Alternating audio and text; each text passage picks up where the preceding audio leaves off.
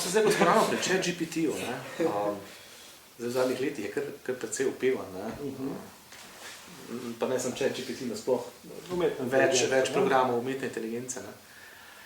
Ampak spet jaz mislim, da ko govorimo o umetni inteligenci ali pa striktno ChatGPT-ju kot o orodju, jaz mislim, da tukaj ni nič narobe.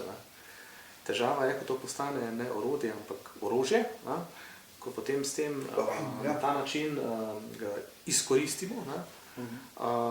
In tudi tukaj se pojavlja, kaj ChatGPT dela, umetna inteligenca v tem primeru.